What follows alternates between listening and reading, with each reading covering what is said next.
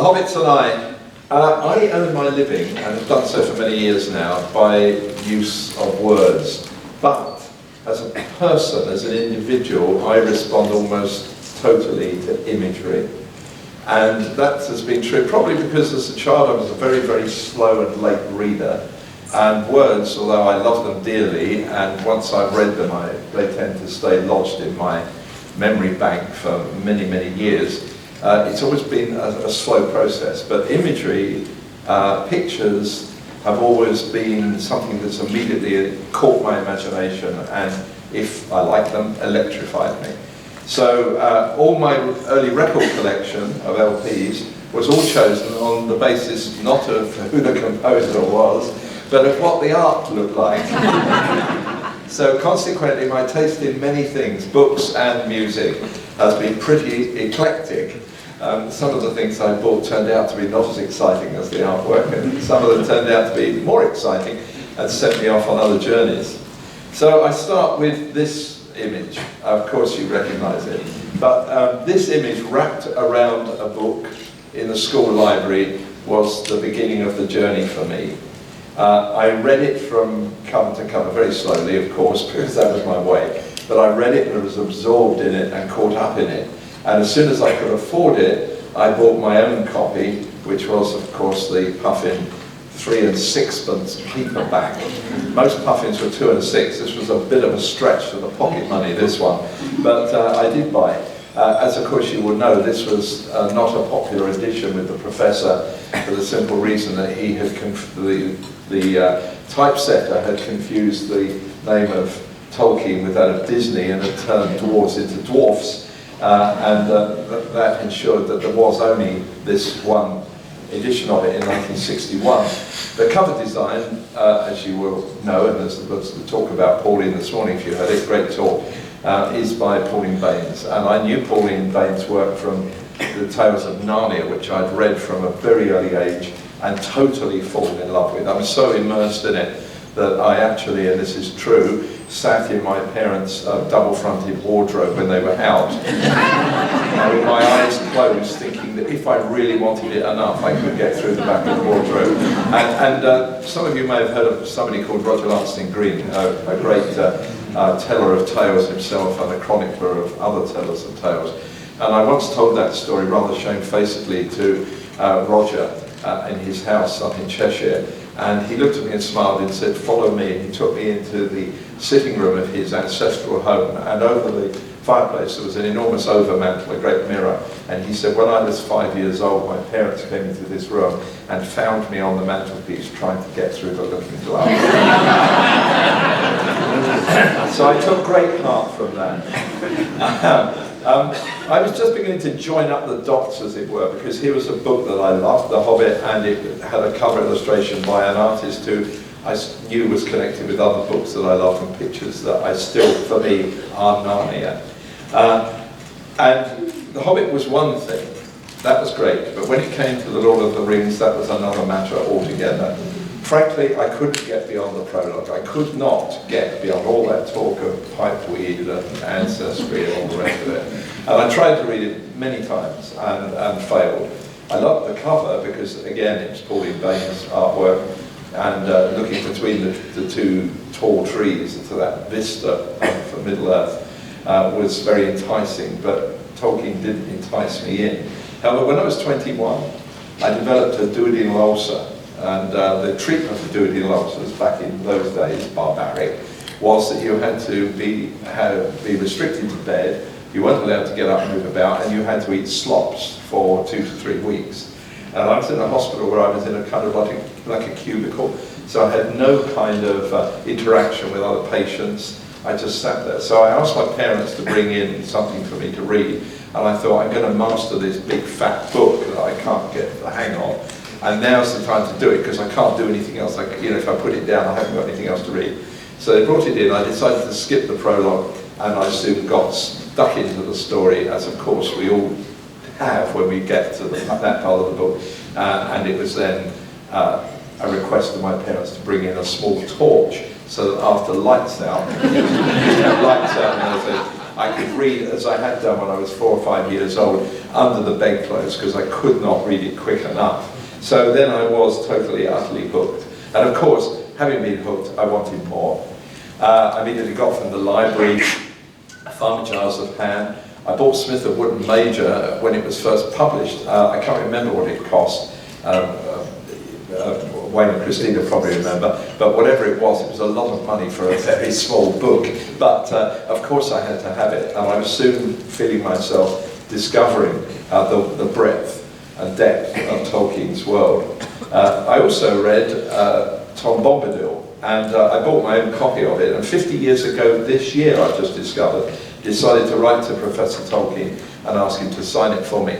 I wrote, I think parts of the letter were in Elvish. I must have just lifted it from the book. And I remember doing runes all the way around the edge of my home there. And the amazing thing was, I got a reply!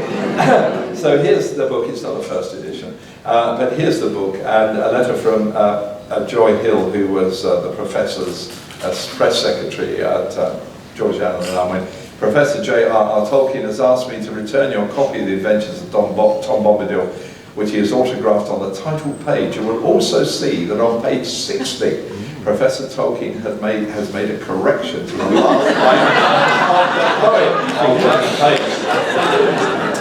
Oh, what could be better, eh? A signed copy and a correction. Yes, it's just the missing word I in the final line of that poem on page 60. But he actually concerned himself with actually correcting this copy. The signature of Pauline Baines, which, I mean, somebody looked at this book the other day, I was showing it to, and they said, that's a printed signature, isn't it? Because, of course, it does look like the printed signature that's appeared in some of the other books, but no, it is genuine. The signature by Pauline Baines, which he added at an event at Church House Bookshop when Humphrey Carpenter published the letters of Tolkien. She was incredibly reluctant to sign. She said, I can't sign it. It's signed by Professor Tolkien. And I said, no, yeah, but your name's on there too. Anyway, very reluctantly she signed it, and I'm glad she did. It was for me the beginning, that meeting with her and Kay Webb. It was the beginning of a very long friendship with Pauline. I don't know whether anybody heard the talk this morning. It was an excellent talk about Pauline's work this morning by Jay. Really great. If you do go and visit his stand in the dealer's hall, because he's got some really nice items by Pauline up there which you might enjoy seeing. This is a photo I took. David and I had just arrived at Rockbarn Cottage in Dockenfield where she lived. She hated having her photo taken. I had the car window down and I just snapped her, smiling. She was outside to greet us. And it's a lovely photo. It was used in a couple of obits when she died, just because it's got, I think, that wonderful hedge background, which is just perfect. So we became good friends. I knew Fritz, her husband, and I used to travel down to Dockenfield by train. And I have lots of fond memories. I remember we talked about Ernest Shepard, illustrator of Winnie the Pooh, on one occasion, and Fritz drove me back to Dockenfield Station, Farnham probably actually, and I got in the train, and as I got in the train, because in those days when you could pull the windows down, I pulled the window down to say goodbye, and Pauline handed me an envelope through the window, and she said, don't open it now, open it on the train. And it turned out to be a little illustration from a book called The Silver Curlew, which Shepard had illustrated and which he'd given to her as a gift, and it said on the back, to Pauline from Kip, and she had given it to me, which was very sweet. I have lots of lovely memories of those visits. On another visit, I got her to inscribe that copy of The Hobbit, again quite reluctantly, but she did put it eventually down at the bottom where her name appears on the inside cover, and then subsequently my copy of Poems and Stories. I can't remember what that cost, quite a lot of money. It came in a box, so that was a big investment by me. And a few days after I'd visited her and she'd signed the book, a parcel arrived, and inside it was one of the illustrations from Poems and Stories of Farmer Giles with Chrysophilax Dives. And I love this particular style, that she has so many varying styles in her work, but I particularly like the illustrations she did for this book, which are obviously in pencil and ink, but also with this one colour wash in certain areas of the pictures. It's a lovely, very exciting picture, and I love it dearly. So it was a long friendship, and oh yes, when I was looking at this book to take a photograph of it, look what popped up in the back. This is 2 early Tolkien Society book plates, would you believe? I don't know who LPM is. Anybody remember? Lucy Matthews, perhaps. Could be. Well, it's a reminder that I also joined the Tolkien Society. In 1978, I saw Ralph Bakshi's The Lord of the Rings. Didn't think much of the look of The Hobbit, like this bit of artwork, but by Frazetta. But I didn't think a lot of it particularly. But I did really like some of the voices. I like some of the special effects. I loved the prologue, and I tucked that away in the back of my mind, though I didn't know why I would do so. But particularly the voice of Peter Woodthorpe as Gollum, whom I knew, sort of incidentally, because he was a friend of another friend of mine, the actor Peter Bull. They'd both been in the first London production of Waiting for Godot together. And in the meanwhile, having said I knew Peter Bull, he'd presented a couple of programs with and for me. I had become a freelance writer. I was writing literary features, compiling anthologies for BBC Radio 3 and 4. I'd written my very first radio dramatisation. It's a great story if you don't know it. The Wonderful Ode by James Server comes in a book called The 13 Clocks and The Wonderful Ode. 2 fabulous stories. If you get the British edition of it, you'll find illustrations by Ronald Searle. Perfect. Get it, read it. You'd love it, I think. 45 minutes the BBC invested in my dramatisation, and at the end of it, it's something that would never happen today, they asked me very kindly whether there was something else I'd like to do. As I say, not any longer. So I suggested another book that I'd fallen in love with, which is called Miss Hargreaves. You'll get a lot of other recommendations from me on the way. You don't ignore them if you like, but you might enjoy them if you seek them out. Frank Baker, who also wrote a book called The Birds, no, not that one, but long before Daphne du Maurier's short story and long before Alfred Hitchcock's film of the same, Frank Baker, very, very interesting writer. And Miss Hargreaves is a story of a very eccentric lady who isn't real. She's invented by 2 young lads who are off having a holiday in Ireland, and they make up this extravagant woman. She plays the harp. She travels with her own hip bar. She's got a parrot called Dr. Paybush. She's got a Bridlington Terrier called Sarah. And they write her a letter, and they post it in a kind of intoxicated mood of indulgence, and they get a reply. And she arrives with all that paraphernalia I've just mentioned, and totally disrupts their lives and the family. It's a very, very humorous, touching, and witty story. And so the BBC said no thank you, because as it happened, they had already done a version of it some years before, still in archive, with Margaret Rutherford playing the central part. So I then thought, what else done? Well, Ian Forster had just published, or rather his estate had just published, Morris. And so I suggested that, and the BBC were far too shocked to cope with that. It was far too early to be featuring homosexuality on Radio 4, so that was another no. I should add, incidentally, that I did eventually dramatise Miss Hargreaves with Jean Anderson in the role. So in desperation, I sent another long list. I can't remember exactly what was on it, but it ended with, well, obviously, The Lord of the Rings. Some of you have heard me tell this story before, but if you haven't, well, if you have, well, just indulge me for a moment. But in those days, you didn't used to have passes or be signed into the BBC. You could just go in and out. And I used to nip in and get a cheap meal from the BBC canteen, which was a bargain when you were a struggling freelance writer. And on this occasion, I walked down a corridor and was accosted by a man called Richard Iverson, who was the head of the BBC script unit, who yanked me into his office and hissed at me in a kind of agitated whisper, "How did you know?" And I said, "Sorry, how did I know what?" "The Lord of the Rings." And I said, "No, what about the Lord of the Rings?" He said, "Come on, you know. Who told you? Who told you?" Well, apparently the BBC had been for some time, for some months, in negotiations with Saul Zaentz to get the radio rights to do a version of The Lord of the Rings. Fortuosity knocks on my door. I convinced him finally that I didn't know a mole in the BBC, and he said, well, if we did do it, would you like to be involved in some way? And guess what I said? No, I haven't got the time, so I can say. Much rather do Morris. But it turned out, and remember this story please, because it comes back later in the talk, Saul Zaentz hadn't actually acquired the radio rights. I think they'd actually passed the money over to Saul Zaentz Corporation when they found that they had to get it back and pay it over to George Allen and Unwin, who still had the radio rights. Anyway, I got this job. What an amazing chance. I was offered the chance to restructure the book in 26 half-hour episodes. Each one had to keep all the characters in play, particularly difficult after the breaking of the Fellowship. And it also had to have some kind of a cliffhanger at the end of each episode to drive it on to listen next week.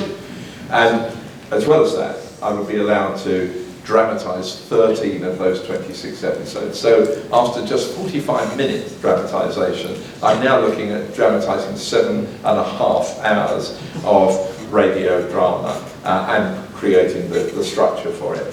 The BBC took a bit of a sort of gamble, but at the same time they safeguarded themselves by matching me up with a man called Michael Bakewell, for whom I owe an enormous debt and have great respect, because Michael was a very, very experienced writer, dramatist, and producer of radio, and had dramatised War and Peace. So I thought, yeah, and I think the BBC's thinking was, well, we'll give Sibley a go, and if it all goes pear-shaped, well, Michael Bakewell was there to save the day. I read everything I could get my hands on. There wasn't that much, nothing like what there is today, of course, about Tolkien, about his books, a lot of American critiques and things of that kind. And I worked in a room with this poster on the wall beside me. Yes, it's that poster. Somebody this morning quoted the comment that Tolkien made to Pauline Baynes when he looked at the 9 walkers and said, there they are, there they are. Well, I'm going to tell you a very quick story that Pauline Baynes told me, that when she took the poster down to Oxford to show it to the professor, and I think there were some alterations that had to be made to some of the place names that she hadn't got quite right.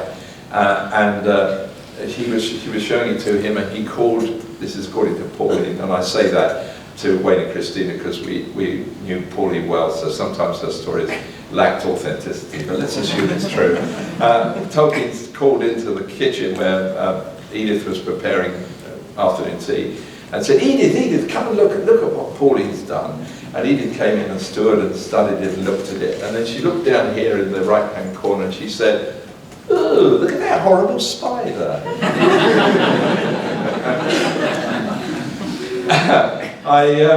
Two discs were seldom off my gramophone at this time. Now I know there's a sort of total absurdity of linking both Tolkien's voice with Donald Swan's music, William Elvin singing with Bo Hansen, but they both reference The Lord of the Rings. This is how steeped I was in it all. I went to a shop, now long gone in Soho, called Dark They Were and Golden Eye, nodding heads, named after a story by one of my favourite writers and later a friend, Ray Bradbury. And there I bought Tolkien candles. I said I can't show you any of them because eventually they kind of sort of succumb to global warming problem. And I bought this poster too, which is Jimmy Corty's The Lord of the Rings poster, which is so evocative of that particular period in my memory. The major problem to tackle, of course, with this was this business of the chronology. And it took me 4 months to break the book down and restructure it in that way. Of course, thank goodness, I had the appendices with all those dates, so there was never a question of what was going on where at any point. It was very easy to check. It was just a way of then having isolated those different incidents, trying to make them all work as a unified drama and keep everybody in the scene. And one of the things that television or film can do dead easy is you've got the Fellowship. On film, it doesn't matter if Gimli or Legolas aren't actually speaking because they're there at the back. You can see them, they're part of the scene. On radio, if you're not speaking, if you're not present, you're absolutely not in the story. So it was that real problem of having to try and keep everybody in the action and avoid that terrible radio cliche of everybody saying, "So, Gimli, what do you think?" Well,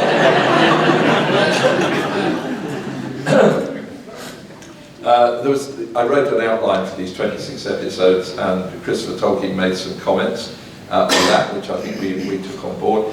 He also prepared a cassette for pronunciations, which some of you would, I know, believe is inaccurate, but we won't go into that because I wouldn't dream of sitting judgment on Christopher.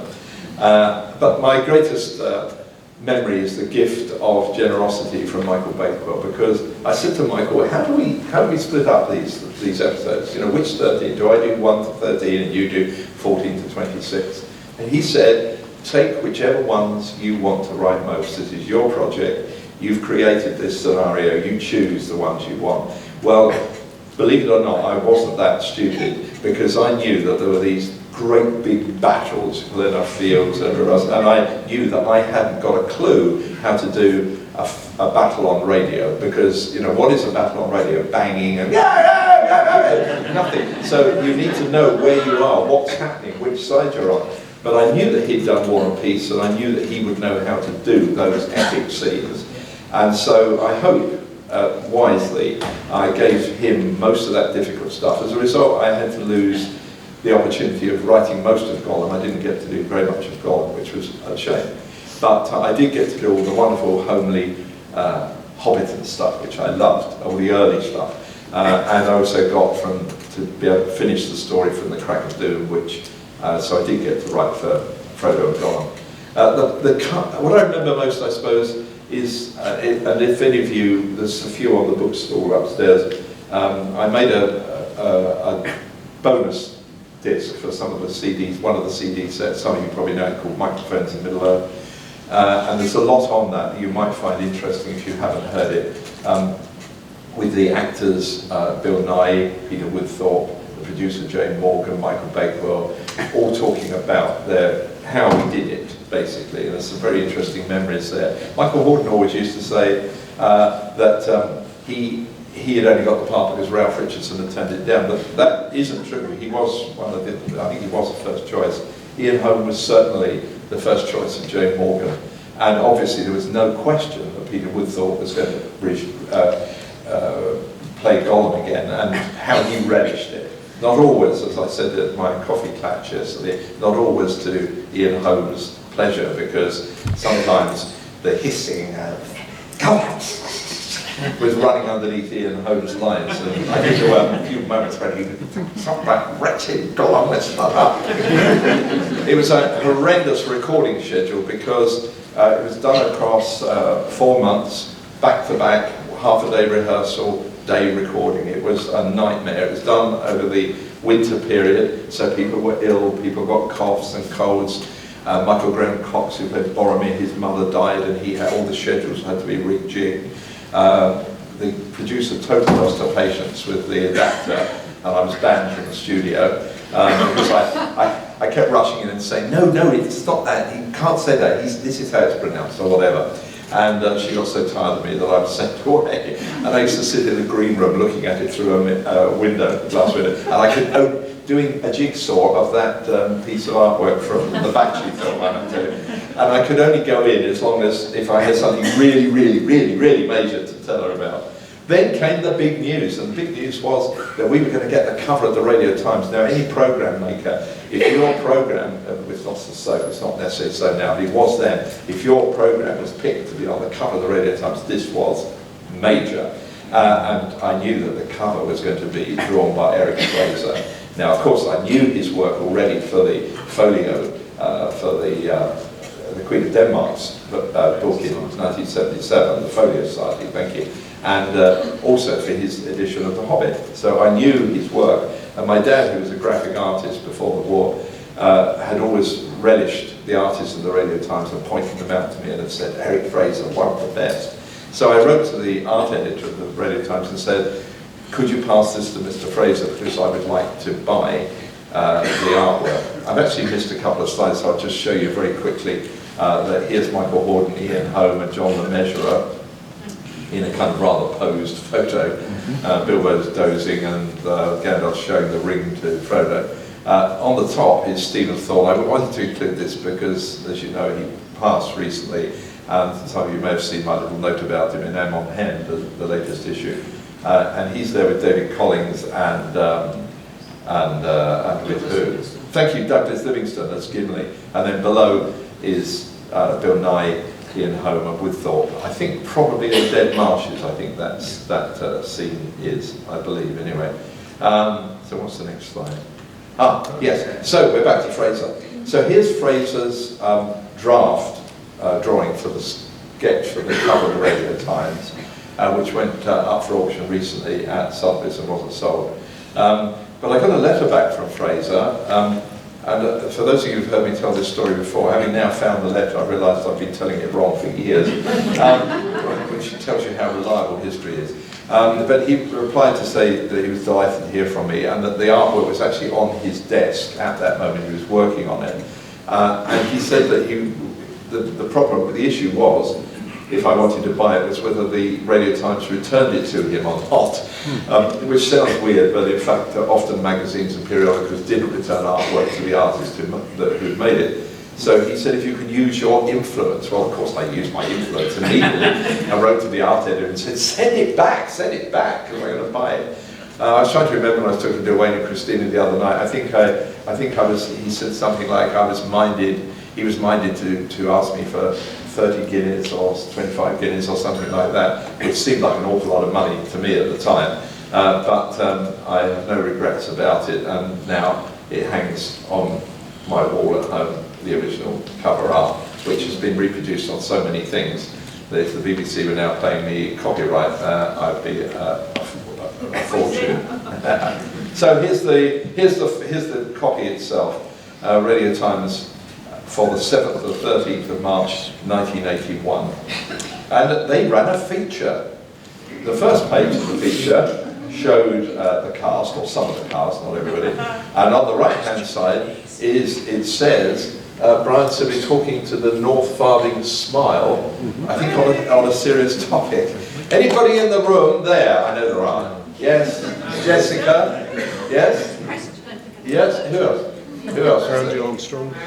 Maggie? Maggie? Yeah, Maggie's there. Yeah. So there we are, and I'll show you an enlargement of it and see if you can recognise a few people. Lester and Jonathan Simmons. Ricky Breen. Ricky Breen, yeah, absolutely.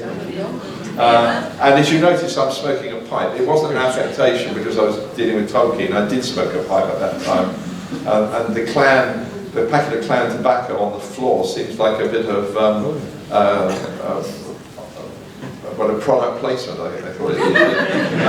Now here's another one. This is Steve Pillinger. Anybody remember him as a Hobbit? Ricky Breen, as you mentioned, Helen Armstrong as a Balrog, and Vera Chapman. And while I was putting this together, I suddenly found in a box of books a copy of one of Vera Chapman's children's books, which he's described to me as from Vera Chapman, Belladonna took All Good Wishes, I'll think of you when I play the tape. That must have been when they finally came out on cassettes. And then on this page is Andy Armstrong, Helen's husband, and Jonathan. And Jonathan at the time was chair of the Tolkien Society. What you can't see down here at the bottom was the address of the Tolkien Society, which I think most people in the society would agree then brought a shed load of inquiries. Funny, nobody was deterred by all these people dressed up in costume, but the little decoration also by Eric Fraser is reproduced, so you can see that obviously showing some of the elements of Middle Earth. And it turned up again on the poster. I see there's a poster upstairs being sold, two of them for £45 each. Wow. Well, if I tell you that when I wrote all the copy that's on the back, no credit, but it's mine, and the BBC said, I think they said they'd pay me something like £50 or something like that, and I said I'd rather have a penny a copy, and they refused, and they stonewalled and I stonewalled. In the end I had the head of radio drama begging me almost on bended knee not to lose this one opportunity, and how could I not put myself before the product of the program. So I gave in, and of course it sold in thousands, and it was reprinted and sold in more thousands, and then years later it was made as a souvenir poster commemorating it and sold in more thousands. So there you go. If you believe you're worth a penny a copy royalty, stick with it is my advice. There were badges. I meant to bring one to wear. Frodo lives, get into good Radio 4 Hobbit. Radio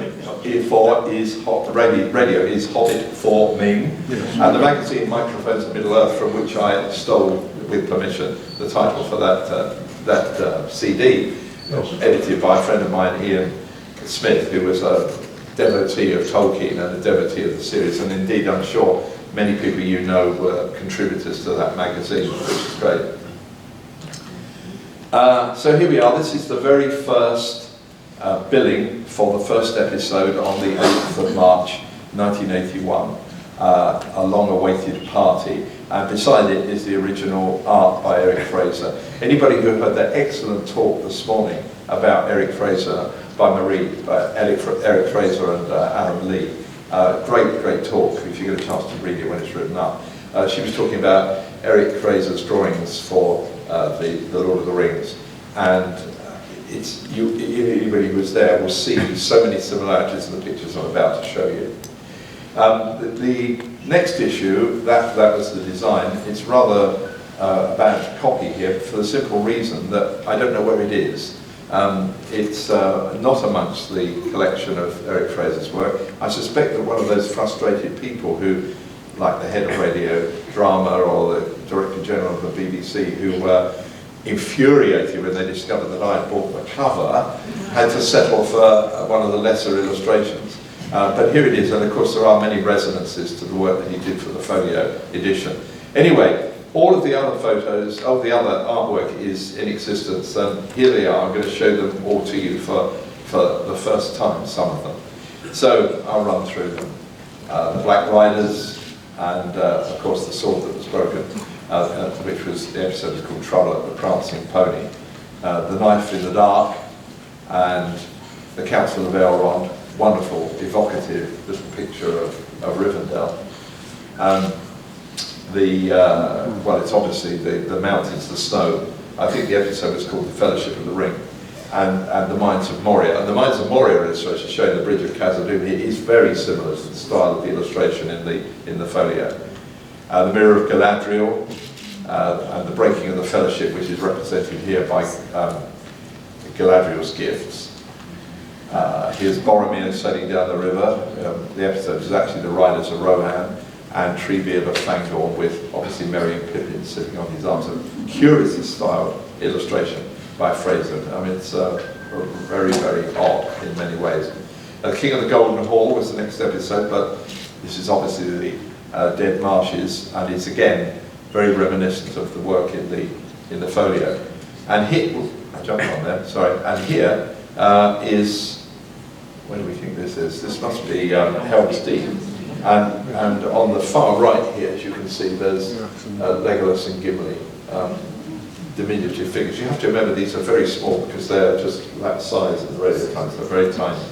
Now, about this time there was a strike, an industrial dispute in the printing business, and the Radio Times was reduced to just producing kind of emergency paper, like just schedules really of what was on, no illustrations, no photos.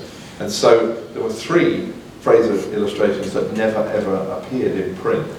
I never knew whether Fraser had actually done the pictures, but I felt that he had, because they came up for sale at Sotheby's a few weeks back.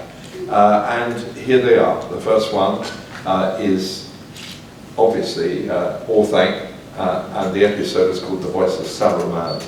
And the next one is The Black Gate is Closed, but it's not showing that, of course. What's cooking here? Somebody, quickly? Thank you. Yes, of course. What else? And the last one of the previously unpublished ones is The Window on the West, which is followed by, back in print again now, Minas Tirith. Shelob's there. I love this piece. I love the fact that the black and white, when he stops using white ink on black and then goes into black ink on white, I mean the intricacy of a very, very simple design. There's not a lot of detail in it, but it's, you know, very evocative. And the way in which the opening and the light shedding into the darkness. And then Aragorn's fleet, which was the episode was called The Siege of Gondor. And then the Battle of Pelennor Fields and the Houses of Healing. The last one again having quite a similarity to the work that Fraser did for the folio. Crack of Doom, one of my other favourite illustrations that he did. I just love this. I like all the physicality of it, the explosiveness of it, and the Return of the King. And then the final two, Homeward Bound, with the scouring of the Shire and the ships sailing off to in the last episode, the Grey Havens. Sunday lunchtimes at this point would never ever be the same again, because The Lord of the Rings had finished. It was a journey. It was a journey for me as a writer and for the actors, but it was also a journey for the listeners. And I knew many, many people for whom that journey was very, very important. And people who missed it got terribly worried and anxious, you know, how were they going to get it? Because you couldn't, like now, just listen again. There was none of that facility. Fraser also did a map, incidentally, for the Radio Times, which you probably saw if those of you look at auction catalogues, but wasn't used, and speculation of why not. I think he had some problems with some of the names, and in the end the poster had actually used one of the original maps rather than this one which Fraser had done. But it's a nice piece of interesting work, even for its inaccuracies. And a record was issued. I can't stress, you heard a bit of it earlier, I can't stress the importance of the music in that series. It was by a man called Stephen Oliver. The producer had wanted to use Malcolm Arnold, and Malcolm Arnold was quite elderly and really didn't sound like Malcolm Arnold, and was quite elderly and thought it was perhaps beyond him. But the agent of Malcolm Arnold was also the agent of Stephen Oliver, and Stephen Oliver got the job. It was also helped by the fact that Roger Lansing Green, referred to earlier with The Mirror, Roger Lansing Green had done an open-air production of Through the Looking Glass at his home in Cheshire, and had music specially composed by a very young, at that point, Stephen Oliver, and he cut his own disc for private distribution and given it to me, and I loaned it to the producer, and that clinched the deal, and he wrote what is, I still believe, a great, great score. You know, for me, I rank it alongside Howard Shore. They're both wildly different, and I love Thomas Swan's settings too, but it is, I think, fabulous music, and it drove that series through those 26 weeks and into people's memories, I think. Not satisfied with doing Lord of the Rings, he couldn't hold me back. Michael Hordern, signed photo from him there. I abridged The Hobbit for him to read in 15 episodes on BBC Radio. It's a horrible job. I hated doing it. I've only ever done a couple of abridgments in my career. It's soul destroying because, unlike dramatising, you're just cutting swathes and swathes, and I didn't really enjoy it. But it was lovely to hear Hordern reading it because he read it very well. The same next year, 1982, the BBC gave its first repeat to the Lord of the Rings, and this time, curiously, they didn't use Fraser. They used another legendary artist, same vintage. Anybody recognise the star? Robin Jakes. Robin Jakes, it is. I own the original of this, and I love the way in which he worked within his own border. You know, there is no line around the border, but there is a clear border there. There's something radically wrong with it, which is, of course, that whilst Frodo has hairy feet, his hair on his head is straight, not curly, where Tolkien is quite precise about that fact. Anyway, it's a nice piece of art, I have to say. There's 3 sets of this up in the store I just saw in the shop. These are the original cassettes, and with it the original art which got used on that cassette box, again by Eric Fraser. All this did an amazing kind of impact on my life. Oxenmoot, 1982, I think it must have been, at the Turf Tavern in Oxford. Priscilla Tolkien presented me with the Tolkien Society's gold badge, which I still wear with great pride. And the audio cassette, or audio tapes and then cassettes have just gone on in umpteen versions. Here's just a handful of the permutations you might encounter it in. Meanwhile, I was making reference to Tolkien and other things. The Land of Narnia, a book I did with Pauline Baines, and my book about C.S. Lewis and Joy Davidman's Shadowlands. So I'm still talking about Tolkien on and off. And then I dramatised Tales of the Perilous Realm. Michael Horden coming up from the ground floor of the BBC to the studio in the lift with me, and I said, well, Michael, Tolkien again. And he, who had just finished recording all the C.S. Lewis Narnia Chronicles on gramophone record, with Marissa Robles, the harpist, said, yes, still not bloody Lewis, is it? So, I should have said, I'll tell you a story about Horden. Remind me to tell a story about Horden if I don't run out of time later. Yes, Tales of the Perilous Realm. Farmer Giles, Horden reading as narrator, Brian Blessed as Farmer Giles, Stephen Thorne, Treebeard, as the dragon, and me as the giant, if you're curious. Smith and Wooden Major with Paul Copley as Smith, and James Grout, yes, Butler, as Noakes. It's not coincidental that all these people came back. Alfred Molina was in Leaf by Nibble, one of my absolute all-time favourite Tolkien other stories, if you see what I mean. And to make up for having cut out Tom Bombadil to everybody's outrage from the series, I put in the Adventures of Tom Bombadil using both verses and also the encounter with Old Man Willow Tom and the Barrow-wights with Ian Hogg as Tom and Neil Planer standing in as Frodo because we couldn't get Ian home. More CDs followed of Tales of the Perilous Realm, and anybody know where that title comes from? I mean, does it come from these books, do you suppose? Yeah, of course, yeah. Yeah, well, no, it doesn't come from these books at all. It comes from a phrase on fairy stories, as somebody said over there, which is that the realm of fairy is a perilous realm. And I created the term Tales of the Perilous Realm, which was then shamelessly used by HarperCollins with no acknowledgement and no fee forever and a day. But I thought of it, HarperCollins. The BBC repeated that radio abridgment in 13 parts, so I had to sit through it again and realise all the bits that I'd left out and how unhappy I was. But then I got another job, which Sean mentioned earlier, which was working with John Howe. John and Alan are a great privilege to have them as personal friends. And working with John was fascinating because we created these 3 maps for Middle-earth, for The Hobbit, and for Beleriand. And this is their first appearance, but they emerged in various forms as Sean said. Meanwhile, there was news was breaking that somewhere down on the other side of the world, there was this New Zealand chap making a trilogy of films based on the Lord of the Rings. And John Howe and Alan Lee were both involved with it. And HarperCollins, who published the maps, HarperCollins were going to be the people who published the tie-in publications, as they're called. And HarperCollins asked me to do them, along with Jude Fisher, Jane Johnson.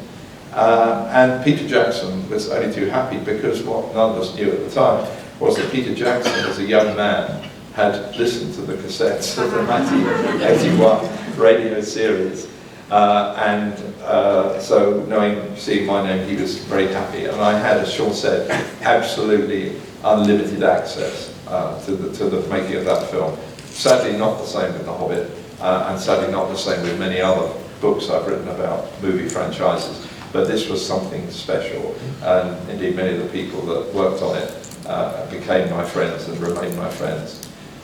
We went to see the first footage in May 2001, Jane and I, in Cannes, in France. And after the screening, we were whisked off to this chateau, the Chateau de Castelleras. That made it sound Spanish, but anyway, there you go.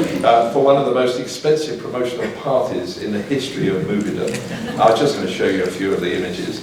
You'll recognise this. They converted the whole of the chateau and its surroundings into Middle-earth locales, So here you see the grand hall there becomes Theoden's palace with throne, with carved headpieces. There was a troll, stone troll in the undergrowth in the ground. That's the prancing pony, which was built at double scale. So when you went in, the bar was up here.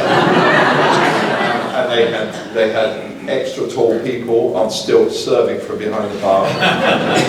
Here's Galadriel's boat on the swimming pool. And here's my good friend Jane sitting outside the Hobbit hole. Well, the film posters tell the story. We're getting closer to the film, and I'm in New Zealand myself now, researching it and walking into Bag End. Gosh, that was a moment, that was. And meeting Peter Jackson. Peter Jackson, that's the first image I have of him at the top. The one at the bottom, he's with Pia Vinay, who was the stills photographer on the Rings films. And Peter is taking a photo of me, taking a photo of him on a 3D still camera. So that's how nerdy things get when you're with Peter Jackson. Oh, there's the White Tree of Gondor. Oh, there's the Swan ship heading for the Grey Havens. And there, look on the right, on the left there, isn't that Alan Lee? I think it is. Maybe it's John Howe on the right. Anyway, one of the statues for Minister. And of course, Ron, the battering ram. And one of my favourites, a picture I managed to snap of the huge miniature of Minas Tirith set up for a shot. You can see the lighting of the camera on the right for sunrise at Minas Tirith. And outside wet a workshop, oh well, signs of things to come there. The books appeared, the first two, the little one on the left being a bit of a trivial thing, but they appeared largely puffed because at that point I hadn't done my research or hadn't been able to. And here's the official author profile, a photograph taken by HarperCollins at Waterstones. The picture's behind it by Pia Vinay, who I mentioned a moment ago, of the cast. It is shot in that sort of lopsided way. And how young I look there. I thought I'd say it for you because it's not how old he is. Here we are at the Waterstone book launch. Jane and I seem to have fun. I'm wearing I think it's a Tolkien, maybe a Tolkien Society t-shirt, back to front, so that I had the doors and doing on the front. Yeah. Meanwhile, I was also compiling an audio portrait of Tolkien, two iterations of it there. I do, if you haven't heard it, it's worth finding out, seeking out, not because I put it together or I'm narrating it, but simply for the material that is available on there that you may not hear anywhere else. And what you probably didn't know, not many people in the Tolkien world know I did this, I also dramatised The Hobbit for an open-air amateur production in Essex. We had new music, and we had very, very sexy artwork for the flyers, you know, will you see him? Never was anything more prophetic than that, because I turned up to a rehearsal, the theatre in the East End of London we used as a rehearsal space, and the man who ran it said to me, "That's a terrible letter, it's a letter from a solicitor." And he was in a terrible state, and Solzad's solicitor had written to me with a cease and desist letter saying that I could not put on this production because it infringed Solzad's copyrights. But you know what? It didn't, because Solzad's had never bought the amateur rights, and I had a license from HarperCollins Inc. to say that I had got the rights to do a production. So I wrote them back a very polite letter and said, well, you don't have the rights. Yahoo sucks. And, and they wrote back, no, they didn't write back at all. You're quite right. Here I am as the narrator of this. It's a technique I'd used for an earlier dramatisation I'd done of the Christmas Carol, in which I played Dickens. Here I'm pretending to be Tolkien, got a pipe and a waistcoat and a kind of plaid tie, with Keith Cummings, who was my very, very good Bilbo. And here I am with Richard Hollis, who was my Gandalf, and on the far right, far left rather, you will see it's far right, but I'm again. On the far left, there's a human hobbit door. We improvised all kinds of things. So he opened the door and closed it, and dangling from his wrist, it was the bell pull, which all the dwarves, we didn't have enough dwarves, so the dwarves went round and came back. Different coloured hoods on. We had barrels going going down the river, we had swirls of bats, we had large spiders, we had eagles. Eagles were absolutely fantastic. And we had a golem and we had a smaug. It doesn't really do justice to smaug, this photo. But it was quite a success, actually. And there I am planting a tree. I think the choir was singing Our Elbeth Gilthoniel at that point. Anyway, so Mr. Saulzantz, you see, you can do it, and you didn't have the rights.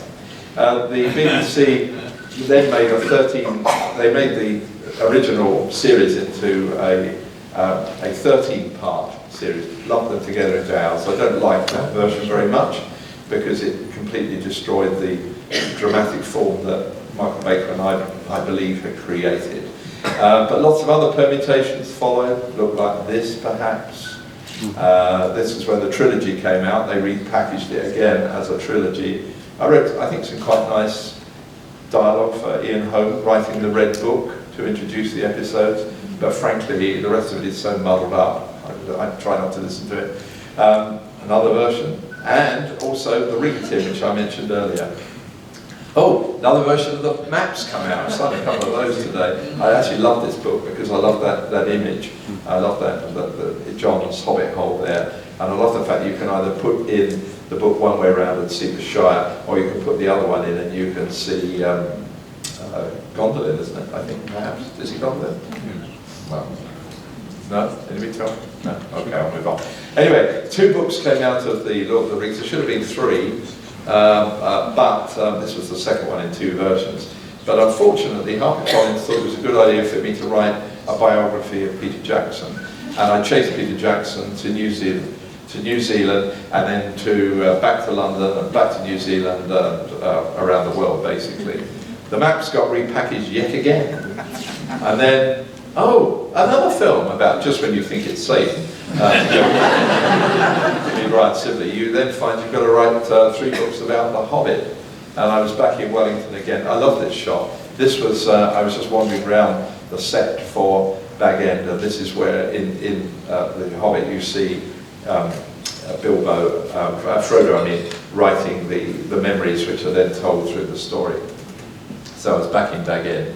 3 more books, lots of publicity. Here I am with Jane at the Cheltenham Festival and with Andy Serkis at the second breakfast event, and here I am with 1,500 copies of the signed limited edition, signing them. A couple of fine images really.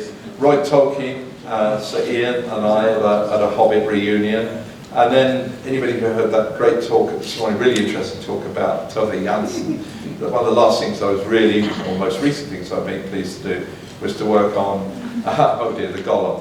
This is why the book hasn't been ever published in the United Kingdom, I believe.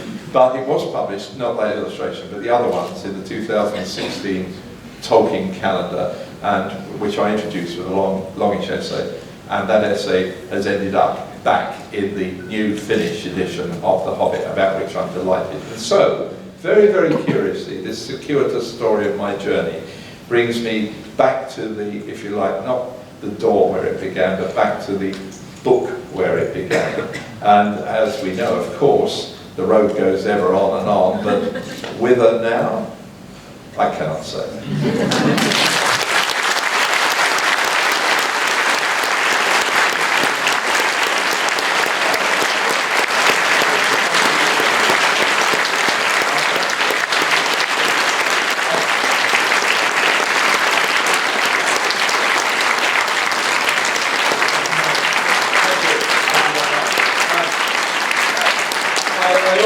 I always structure these talks very, very tightly so that I don't have to answer questions. It's proved to be a very successful formula for me. Sean has asked me to mention, just to tell you a very quick story about Christopher Lee. When Christopher Lee was filming The Two Towers, you will remember Saruman falls from the top of Orthanc, stabbed in the back by Grima, and Peter had said to him, you probably heard this on one of the DVD extras, that when you're stabbed by Grima, you need to scream as you plunge down and impale yourself on the torture weapon at the bottom. And Christopher Lee had said, no, no, Peter. No, listen, I know that when somebody strikes you from behind, you don't scream. You give an exhalation of breath. And I know this because I was in the SAS. Now, Peter told me that story, and I recounted it in the biography.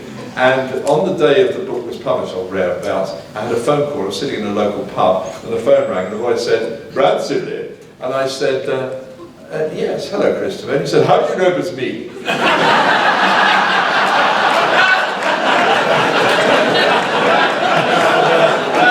Anyway, he said to me, he said, "I've read this book of yours, and very good, but I need to tell you something, that when I said to Peter, I didn't tell Peter I was in the SAS.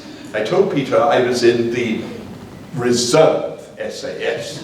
And I said, "Oh, I'm sorry, maybe I can change it in a subsequent edition." And he said, "Oh, no, don't." But I have spoken to the head of the SAS, who's a personal friend of mine, this morning, and explained the situation to him. He's perfectly all right with that.